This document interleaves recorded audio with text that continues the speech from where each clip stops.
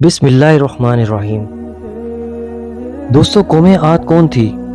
कौम आद पर अल्लाह ताला ने किस नबी को भेजा? अल्लाह रब्बुल इज़्ज़त ने इस कौम को कैसे तबाह व बर्बाद करके रख दिया और कुरान पाक में कौम आद के हवाले से क्या इरशाद फरमाया? कौम आद कहाँ आबाद थी और इनकी क़ुव्वत व ताकत का क्या आलम था? आज की इस वीडियो में मैं आपको इन तमाम सवालों के जवाबात से आगाह करूँगा। वीडियो में आगे बढ़ने से पहले अगर आप हमारे चैनल पर नए हैं तो बराए मेहरबानी हमारा चैनल सब्सक्राइब करें ताकि आपको आने वाली हर वीडियो आसानी से मिल सकें। दोस्तों, बहरे अरब और बहरे हमर के दरमियान अरब के जनूब व शुमाल में दोनों जानिब यानी ओमान, खिज़र मौत, बहरीन और यमन तक एक वसी सहरा है। इसे सहरा अल एकाफ के नाम से याद किया जाता है। एकाफ के मायनी रेत के बुलंद व बाला और वसी व अरीज टेले हैं। इस बेअबान सहरा में सफ़र करना तो दूर की बात, इस सहरा में कदम रखने का भी तसव्वुर नहीं किया जा सकता। मौत की इस वहशतनाक वादी की जानिब रुख करना खुदकुशी के मुतरादिफ है। ये सहरा अल्लाह की तरफ से खुली निशानी है और दुनिया के लोगों के लिए इबरत है। अब इस वादी को देखकर ये गुमान भी नहीं किया जा सकता कि ये दुनिया की सबसे ज़्यादा ताकतवर और लंबे कद वाली कौम और कितना सरसब्ज़ व शादाब इलाका था। यहाँ फलों के बागात, ठंडे पानी के चश्मे और बुलंद व बाला इमारतें थीं, जिसमें दुनिया के सबसे ज़्यादा ताकतवर, मालदार, शानदार कौम आद आबाद थी। ये लोग दुनिया के सबसे ज़्यादा ज़ोर आवर और लंबे कद के इंसान थे। कुरान पाक में अल्लाह ताला फरमाते हैं कि इस जैसी ताकतवर कौम ना इससे पहले पैदा की और ना इसके बाद। इनकी ताकत का ये हाल था कि ये ज़मीन से दरख्त को अपने हाथों से उखाड़ देते थे। ये इलाका अल एकाफ, जिसे इरम भी कहा जाता है, यहाँ 13 कबीले आबाद थे। एक रवायत में आता है कि ये कौम नहायत कदावर और ताकतवर कौम थी। ये बुतों की पूजा करते थे। इनके 3 मखसूस बुत थे जिनके नाम हुब, हमूद और समद थे। इसके साथ साथ वो लोग जहालत, गुमराही, बेहयाई, जना और फसाद में पड़े हुए थे और बदएमालियों के तमाम हद को पार किए हुए थे। दोस्तों, अल्लाह पाक ने इस कौम पर हज़रत हूद अलैहिस्सलाम को नबी बनाकर भेजा। जैसा कि अल्लाह ताला कुरान पाक में फरमाते हैं कि हमने हूद को कौम आद की तरफ भेजा। हूद ने इस कौम से कहा कि इन बुतों को छोड़कर एक अल्लाह की इबादत करो और इस पर ईमान लाओ। हूद अलैहिस्सलाम इस कौम की नसीहत करते और अल्लाह की तरफ बुलाते और कहते कि याद करो कि अल्लाह पाक ने तुमको पिछली कौम नूह पर सरदार बना दिया और तुमको सबसे ज़्यादा ताकत दी और कुव्वत अता की। सो तुम अल्लाह के एहसानात को याद करो, शायद तुम्हारा इससे भला हो। इस कौम के लोगों के कद बहुत ऊंचे थे। इनमें जो सबसे लंबे कद का आदमी था उसका कद 400 गज लंबा था और दरमियाने कद के लोग 200 गज लंबे थे और सबसे छोटे 70 गज के कद के थे। हज़रत हूद अलैहिस्सलाम ने अपनी कौम को एक तवील अरसे तक अल्लाह की इबादत की नसीहत करते रहे।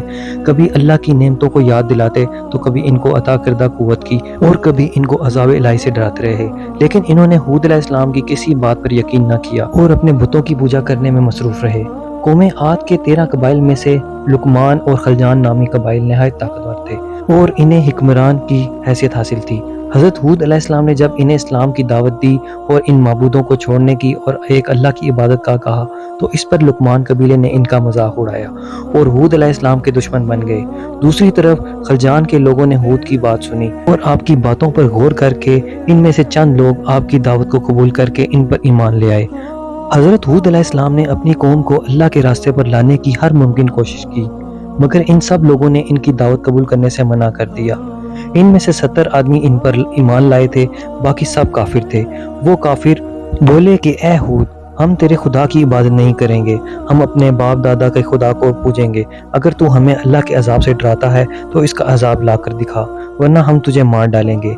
ये सुनकर हूद अलैहिस्सलाम ने अल्लाह रब्बुल इज़्ज़त की बारगाह में दुआ की और कहा कि ए खुदा, मुझे इनके जुल्म से बचा, मुझ में इनके साथ लड़ने की ताकत नहीं, शायद ये लोग मुझे मार डालें। ये सब नाफरमान हैं और कहते हैं कोई भी ऐसा नहीं है जो हमसे ज़्यादा ज़मीन पर ताकत रखता हो।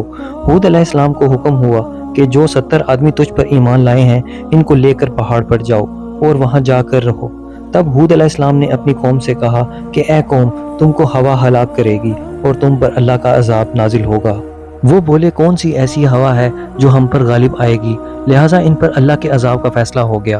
तब अल्लाह ताला ने 3 बरस तक इन पर बारिश को रोके रखा।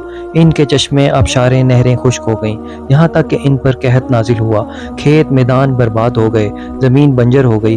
कौम आद के लोगों के बड़े बड़े बागात सूख गए, इनके जानवर मरने लगे, यहाँ तक कि लोग पानी के लिए तरसने लगे। खाने के लिए ये लोग जानवरों को काट कर खाने लगे।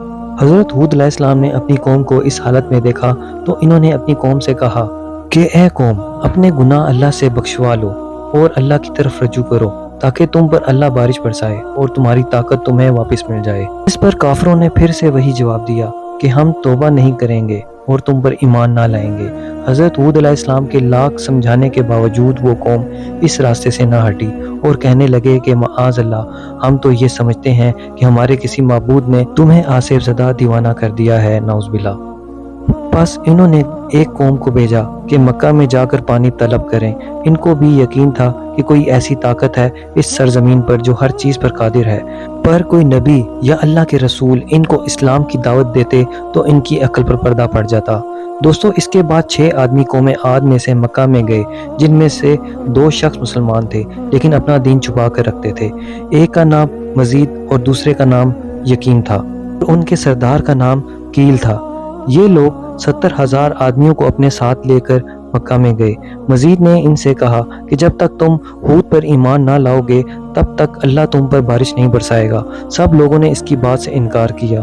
تب مزید اور یقین نے کہا کہ اے اللہ، یہ لوگ تجھ پر ایمان لانے والے نہیں۔ اس کے بعد یقین اور مزید نے اللہ تعالیٰ سے دعا مانگی اور اللہ تعالیٰ نے ان کی دعاؤں کو قبول کیا، اور کیل نے اللہ تعالیٰ سے فریاد کی کہ اے اللہ، کوئی ہماری قوم میں کبھی بیمار نہیں ہوا کہ تجھ سے شفا مانگی ہو، اور کوئی کسی مشکل میں نہیں پڑا کہ تجھ سے مدد مانگی ہو، لیکن اب میں تجھ سے پانی مانگتا ہوں اس قوم کی وجہ سے۔